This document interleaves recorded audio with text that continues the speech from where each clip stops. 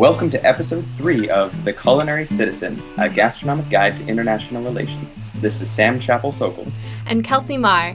Each week we introduce you to a concept or theme connecting food and people around the world.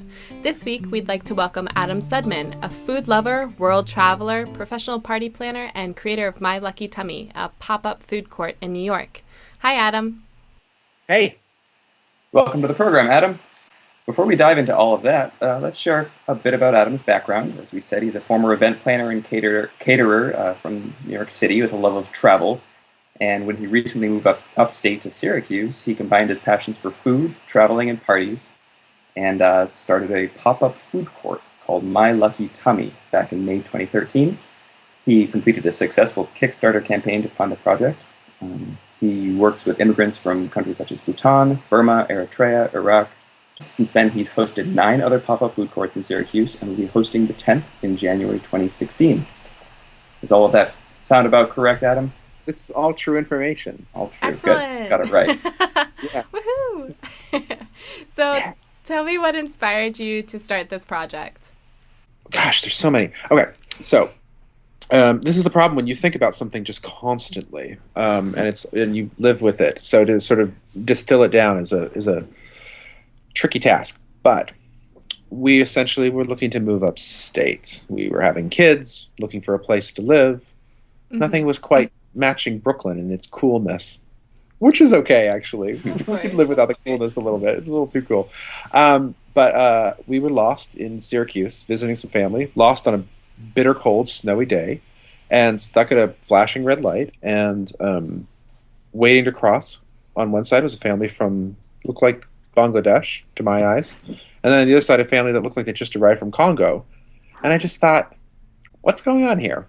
I was really curious. And so we started asking around, asking friends, and I lived in the city and found out that in upstate New York, as in a lot of places in the country, but a number of refugees are resettled from all over the world, tens of thousands actually, in sort of the Rust Belt cities that on the one hand have a lot of inexpensive real estate, and on the other hand could probably use some revitalization through new people, new perspectives. Mm-hmm. Maybe particularly people who have some imagination and resilience and have straddled multiple cultures and have made it work. So I have a background in producing events for the luxury industry, usually on somebody else's dime. But I had a little credit card, didn't have quite the budget as I am accustomed to, but, had some gumption, and started just sort of like meeting strangers and thought, let's have parties. Let's have parties that mean something. Instead of parties that, sell $250,000 cars and $5,000 bottles of champagne, let's have parties that mean something, and maybe don't waste a whole lot too. That's our other big thing. We don't have a big carbon footprint, so we're compost freaks. And yeah, I've seen your pictures on Facebook of all the compost bags you have. Yeah, I think like putting your trash bags on Facebook maybe wasn't initially what most people would be like, oh, that's great marketing, for your food product. There are like more involved pictures of the compost that I don't put on Facebook, but if anybody wants to see them, I'm willing to share. Because after a party, I kind of want to see, like, we have 400 people. Did they eat the food? Did they not eat the food? Mm-hmm. They just sample it and throw it out. So like, I literally like when I go to drop off the compost, I spread it all out, and I look through and see how clean the plates are. And what kind of percentages do you have? Oh, they were like bone white this time. People killed it. I mean, this last menu was insane. I mean, it was bad from a budgetary perspective, but in terms of like bragging rights and just bragging to myself late at night, basically is the 1% brag too. And like having like sort of like wish list dishes on that I'd always wanted to have on, it was a real coup for me. So what was on the menu? Well, lepet, which is what for like to go out and like from Burma, there's lepet and it's pickled tea leaves. You can get that at a restaurant, Burmese restaurant, in most major cities. Certainly not here, but there's a very special kind of lepet, a very special kind of tea leaf that you can't get at those restaurants. It's a real pain and real expensive to get in, and the Burmese authorities give you a hard time if you're, say, sneaking in 7 pounds of it in your luggage, which somebody did. So it's a very refined kind of pickled tea leaf salad. We did faluda from Pakistan, which I'd always wanted to do Faluda. You Um, want to brief Cal- our listeners about what that is? sure. So you get a lot in California, right? Because you have a lot of people from Iran. So it starts in Iran, and it's the sort of progenitor to ice cream. And then as it gets, I think it gets sort of more towards a milkshake the further Hmm. east you travel through Mm-hmm. Pakistan, through India, through Burma. They even have iterations of it as far as Vietnam, if you're talking about Che. Hmm. So it's sort of like I what in the Pakistani version, it's like a milkshake, basically, a super creamy milkshake with almonds, pistachio, lots Mm. of saffron, um, these this kind of vermicelli noodle that's sort of day glow yellow, Hmm. like Hmm. really you think it's going to glow in the dark. Pandan leaf, um, Hmm.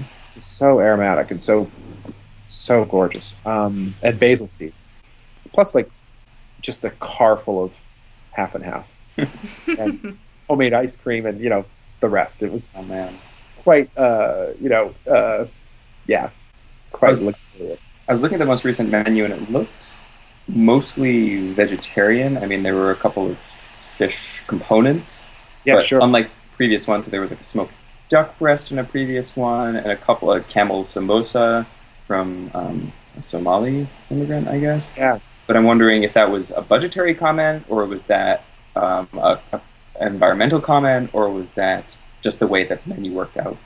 No, it's certainly not budget. We actually did. I did a That's really, more really bad job on my margins this time. okay. I was sort of shocked when I looked at my bank account.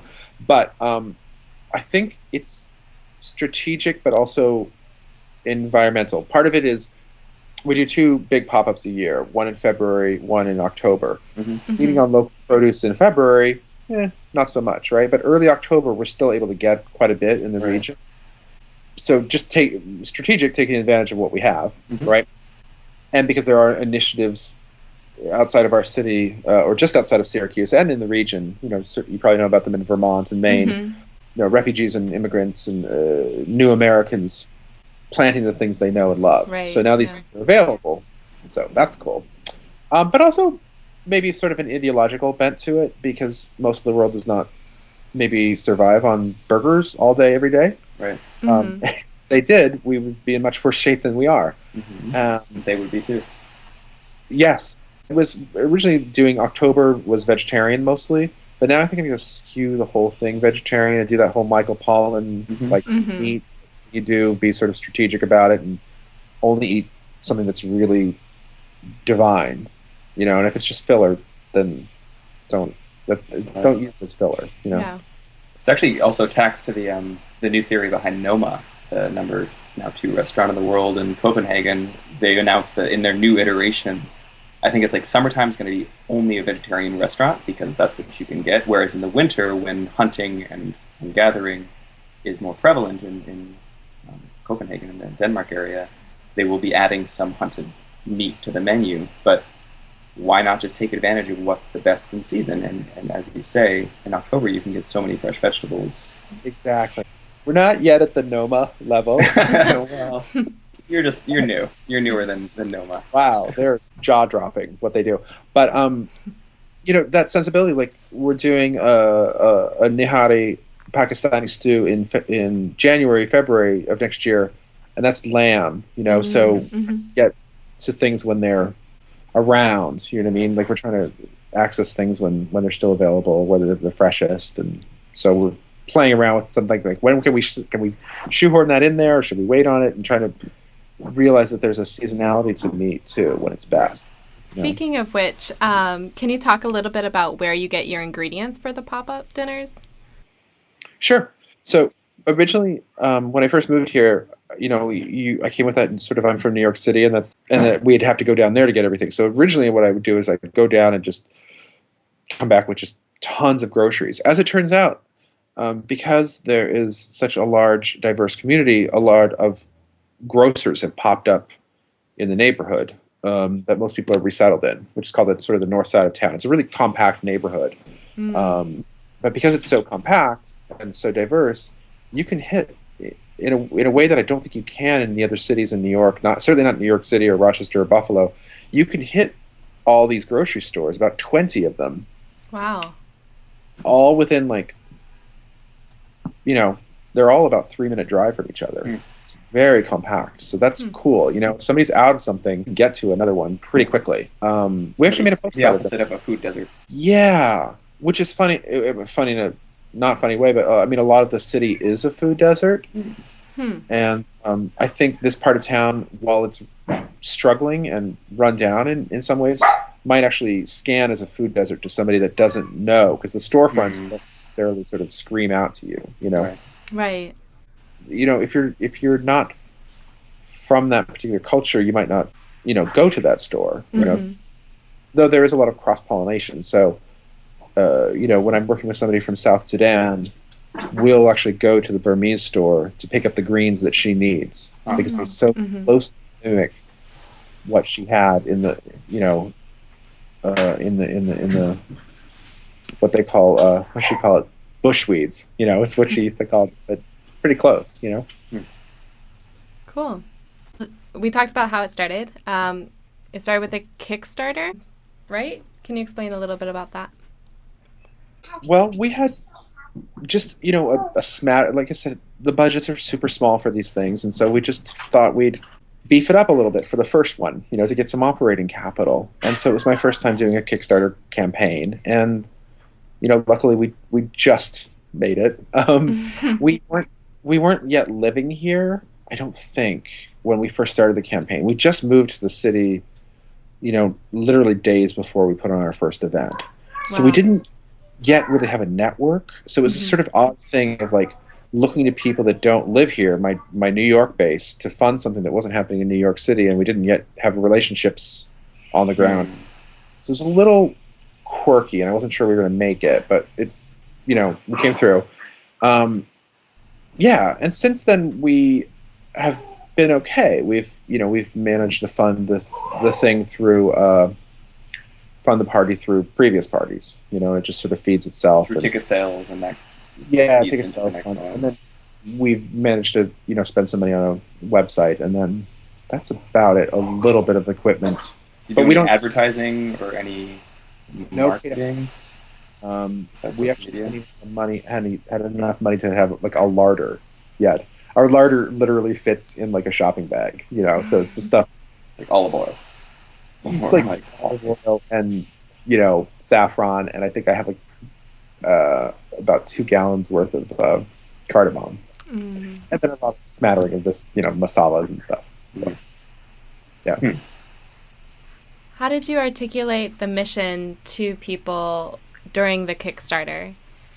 The mission has changed somewhat. So initially in the Kickstarter campaign, the mission was, I think, sort of light and fluffy. And it was just to sort of have a party and get people out of their bubbles. That we sort of, these silos that we sort of assign ourselves to, right? Syracuse is known as a fairly segregated city, both ethnically and economically. And so there was an opportunity to sort of bring people out of their corners and mix it up a little bit. So, and the other thing was, when I say light and fluffy, I mean the dominant narrative around the refugee experience is understandably quite dark and quite hard to look at. And a lot of people would say just turn away, and I can't look at that. I can't think about that. It's too awful. And that's an understandable impulse. But in, say, specific countries, say use Somalia for example, we wanted to sort of show that you can have a really wonderful meal from Somalia, or this sort of delicious dessert from there, so that it starts to turn people's heads a little bit and say, oh, maybe life is rounder, and I can free up sort of bandwidth in my heart or my head for the bad parts, because there are these good parts too, and I don't want to just dismiss that whole country's worth of people, because life is rounder and life is fuller, and maybe people are, in some small way, maybe that makes a tiny little bit of change in how you perceive people from countries that normally have a pretty dour image. Yeah. Yeah, and a lot of the countries that you profile, and I assume that's a reflection of who lives in the Syracuse area, they do have a lot of negative media perceptions. I mean, there's South Sudan, there's Somalia, there's Iran, there's Burma.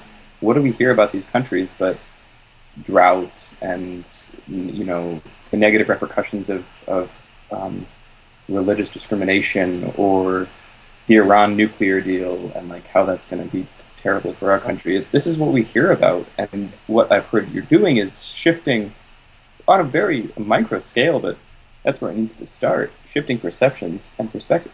I think where it came from for me. First of all, not everybody that works for us is here as a refugee or here or arrived as a refugee. That is about 90% of our workforce.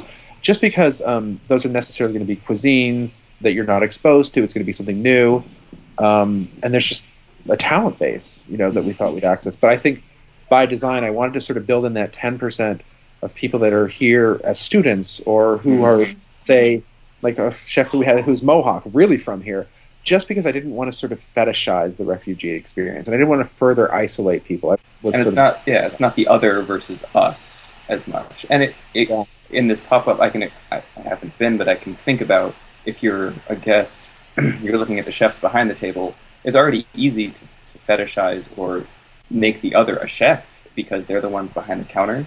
And then if they're the ones who've had this refugee or immigrant experience, then it's even easier to make them look like them and you look like us. I read this really annoying book that really got under my skin when we first started this, Consuming Cultures or something. It's some Routledge academic-y book, right? And it was all about eating, a lot of the notions of eating the other. And I just thought, oh, fuck, I don't want to do that. I don't want to be like that, where everyone's a certain, complexion on one side of the counter and a different, sort of a money foodie on the other side. And so now that we have like a little more of a track record, it helps us. So, because I don't want to just say, if you're here as a refugee, you can come for free, because there's a certain sort of patronizing aspect to that too, I think. So what we've done is if you're a chef or a chef's family, or you're a potential chef for us, I say, come for free, check it out. So we start to blur those lines a little bit, Also, we've had some really great help from some of the local universities. And so what I try to do is have those university students serve the food, and the person who cooked the food stand next to you, and sort of that person's sort of freed up for conversation. Because honestly, the people that I hire that work with us, their skill set is not in doling out food, in portioning food correctly. They're, what they really bring to is, yes, cooking the food, but also being their event side to have interesting conversations with people. There's one of the women that's the most popular. Her name's Patience. She's from South Sudan, and everyone when we did have her serve the food, everyone at the beginning of the line loved her, and everyone at the back of the line hated her because she's such a great conversationalist. And so we tried to take them out of that role, both for logistical reasons, but also for bigger, more profound reasons. The other thing I just wanted to say really quickly was that I think that part of our inspiration, my inspiration to start this, came from places like before we moved to Syracuse, I did a big event for Charity Water. I ran a big event for them, their annual fundraiser.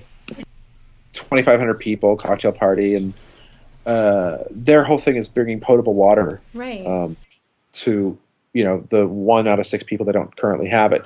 And then I'd also, at the same time, I'd watch this TED Talk maybe with Amy B. Smith. She's that designer out of MIT that does design based upon what they find on the ground. And so she sends her students to Haiti or Eritrea or wherever, and you have to design smart solutions based on what's on the ground there, as opposed to sort of top-down design. And the ethos of both of those, that individual and that organization, though they were not necessarily related, that ethos was, people are 95% of the way there. People are, all they need is potable water, but there's so much drive, there's so much creativity, there's so much imagination. If we can just get them water, or if she can just, and for her point, could just get them this one little piece, they'll make it the rest of the way, but they're mostly there. She talks about people, I think she was specifically talking about some people in the Horn of Africa, and saying the narrative is one of a sob story, and they're so, those care commercials you see late at night and you flip past. What she said was the people she met that were making it, that were surviving, that were pulling it together, were geniuses, were incredible. And I guess that's the approach that I bring with the people that I work for. Yeah, I bring my one little thing, but if that can sort of ignite everybody else that's bringing 95% of it, like, how cool would that be?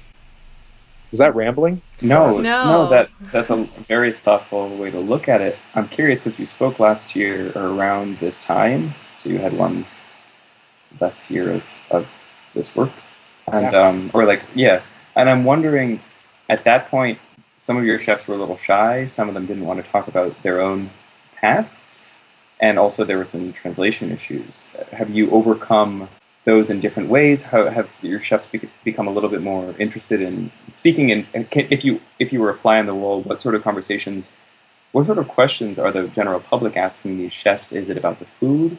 Is it about their lives? Is it about the immigrant experience in Syracuse or in the United States? Yeah, it's all of those. I mean, I would say that the food predominates. Hmm. Um, I think that sometimes people come to the event and people have different judgment. We exercise different judgment. And so I think sometimes people will ask very personal questions, and I sort of warn chefs about that.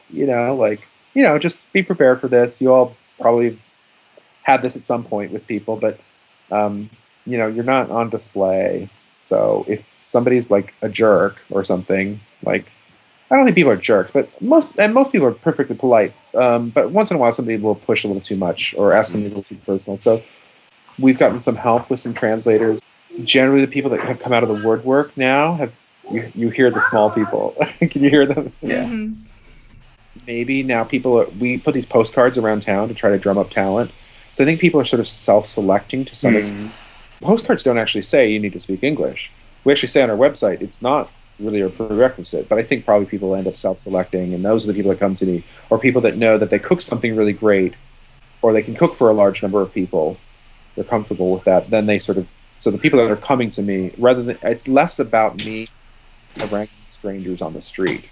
Like literally, that faluda dish I mentioned earlier, I chased some guys down the street trying to find. I actually yelled out my car. I was like, "Are you guys from Pakistan?" And they just took off running. And I got out of the car and ran after them, yelling it to be like. And they thought I was offering them some, and they got very excited. And then it all ended well. Nobody got any faluda out of it. So, the people that have come to me and now we have more repeating chefs as well. But the people that are like in our core group are really incredible. Are really gifted conversationalists. Are really thoughtful in their responses. We have one woman who's just, I love her. She's so cool. She's deaf, so we have a translator for her. But those conversations are actually pretty seamless, just by virtue of her just working damn hard to be understood and to have the skill set to have those conversations. I'm curious. I mean, I've heard in my few years of looking into the field of culinary diplomacy and kind of topics we're talking about today, there have been a few different projects that have come up. There's like the Conflict Kitchen in Pittsburgh that serves food from countries with whom the United States is in conflict. I saw them yesterday. Yeah. Oh, cool. I just spoke with a woman who's starting a project called Peace Meals in the Annapolis area that works with ex-combatants and using nutrition and the good offices of the table, tries to drum up conversation. Do you have advice or recommendations, since you've been doing this for a few years and it's pretty successful? Like this has lasted.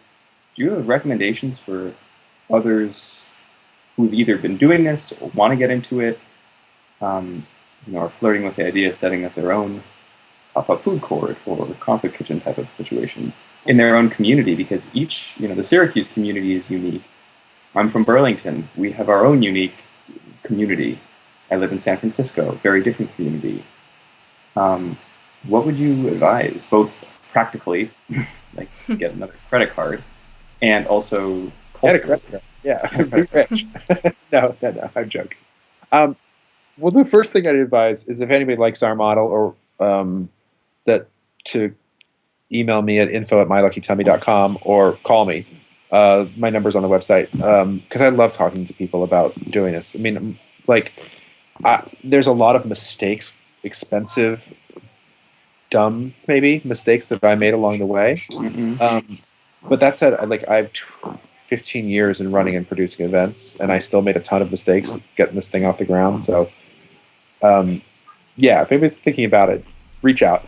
Um, I was going to say, if you're too shy to reach out, then don't do this because you can't. Right. Right. Don't be shy. I would say maybe doubling back to that Kickstarter conversation. We kind of pulled this thing off out of nowhere when we first moved here, and we didn't know anybody. So I would say get to know people, build a team, get some other people. Have some people. Come over to your house, start a conversation, build a sort of team to execute such a thing. Because I think that I tried to do it on my own for so long, and it would have ramped up quicker and been smoother had I not. Normally I'm very good about delegating, but I think if you don't know anybody, you can't delegate, right? So, build a little impromptu team. Don't set your ambitions too high the first time around. I think it's helpful sometimes to say publicly, like, this is just an experiment. We're going to see how it goes. That actually wasn't true with us. It was an experiment. We weren't going to see how it goes. We kind of were committed to an event series. But we said that out loud to everybody, just so they would sort of forgive our hiccups. And to give yourself an out, if it doesn't work out. And I would say, find a USP, a unique selling proposition. What's unique about your community that you want to access? What do you want to showcase about your community? I think coming into a community I kind of felt like I was coming in as a carpetbagger. Do you know what I mean? When I first arrived here. But then I was like, well, that'd be true if I were just importing a bunch of stuff that you don't already have. But this is something that you have in your community, so I'm just sort of showcasing it, really. So find something to showcase. I think that's my advice. That's great advice. You can also email me. There's lots of things. Great. Lots of things. Yeah. Is this a side project, or is this something that you do full time for those people who are interested? Sure. So, okay, it's been full-time for a couple years now. By full-time, I'd say like 40 or 50 hours a week on a normal week. People are kind of shocked by how much legwork it takes to get something going. Because there's a lot of false leads. There's a lot of menu testing that doesn't work out. There's just a lot to it. So this particular iteration of a party. So it has been full-time. The pay has been pretty crappy. It's paid about $5,000 a year. So not great. So not a great salary. So I make this joke about, like, I make all my money downstate in New York City, and then I lose it all up here. That's good. Thus far, we have a new. We were kind of. In all honesty, and I never said this, but we were kind of I never said this publicly, but I think the whole thing I kind of always looked at as a bit of a loss leader / audition for investor that I just thought maybe somebody will someday take notice and pick us up. And I think that maybe when you're parents and you have a mortgage and all that, maybe is a bit wishful thinking and not very smart. But you know what? It worked out. So we have. I can't get into specifics, but we got an investor, a really quite angelic investor, and so we'll be opening up a brick and mortar place this spring. Amazing. And what's going to be the unique selling proposition, if you use your language of brick and mortar? So we'll continue to do those twice a year pop-ups, sort of bookending the year, February and October or thereabouts. But this will function more as an entrepreneur incubator. Cool. Kind of like that Conflict Kitchen model, changing up the cuisine every 6 months. I think we'll do that. That's what it's shaping up to be. So previously, I've always hired people that wanted to, it'd be a lark. Let's come and cook for a day and try it out. Who wouldn't want to cook? I'd want to come cook for a day and show off something that I'm good at. For 300-400 people. That sounds fun. But it's a different kind of person that wants to make that their livelihood. Right. And so we're looking for those kinds of people, and somebody that's can offer a cuisine that's not available in Syracuse, which is A lot of them. cuisines. And actually, when I think about the cuisines that we offer, a lot of them are not available in Manhattan. Right. Some of them are not available in Queens or the Bronx either. I mean, it's or Staten Island. It's pretty cool. So yeah, that's our project for the spring, to open that place up. And do you think from my understanding of incubators, there's people come out of the incubator. Do you think that Syracuse is a place where folks who've almost graduated the program or have gone through the incubator, have built a product, and want to open their own place? Do you think Syracuse is a place that is hungry for a wide range of restaurants? Have you seen support? And I know you've seen support from My Lucky Tummy. Do you think that there's going to be support if a new Burmese restaurant opens up, and a new Pakistani restaurant opens up, and a new South Sudanese specialty restaurant or grocery store opens up? Do you think the Syracuse community would be excited about that? I mean, it could be like an international food destination, like Toronto or London or Queens. Oh gosh. I think it's by and large a meat and potatoes town. Okay. There's meat and potatoes in all cuisines. Yeah, there is. In their own format. It's true. But I do think that there is maybe. How do I put this? Our intelligence, our savviness around food has exploded in the last 15 years. It's just astonishing what has happened in the sort of American palate. I think that's happening here to some extent, certainly among the more professional, the professional foodie class, whatever the term is that you use. And I think the city has struggled, and I think more of those people are now present in the city, so that's a good base. I think there is a dearth of restaurants featuring international cuisines. We have a couple of Vietnamese places, a Bhutanese place that opened that's struggling. But I think when I look at them and see them struggle, I think part of it is, I wish you could have gone through this incubator program and, learn some things about marketing and about That's great. food costs, all this, learning all the things that are going to trip you up, but learning them on somebody else's dime for 6 months before you head out and getting a free, a little free PR out of it too. I do think that, when what did you mention? Burma, Pakistan, South Sudan. I think South Sudanese cuisine, just to give you a very specific answer, I don't know that South Sudan would ever fly up here. The supply chains are really difficult. Just getting stuff for a party is really difficult, and I have to make concessions. There's nothing sort of adjacent to South Sudan that people are already familiar with. Whereas, you want to launch a Burmese place, you can be like, it's like Thailand. Right. Pakistan, you can say to people, did you know Pakistan is next door to India? Right. You're like, it's like that Punjabi food that every Indian restaurant here in town sells, but it's better, and it's, it's more diverse than what they're sort of selling you. So, yeah, I think there is definitely an inn. We are near, think about this. We're near Ithaca, New York, which is a crunchy town. So worst case, if we could get somebody placed here, that's great. If we can get someone placed there, that's great too. Wouldn't necessarily have to be a restaurant that they open either. It could be a takeout. It could be a takeout restaurant. Food truck or something. Food truck, catering options. So there are different sort of iterations for a business. Awesome. Well, Adam, tell us, what is your one universal truth about food? I think it's the original social contract. I like that.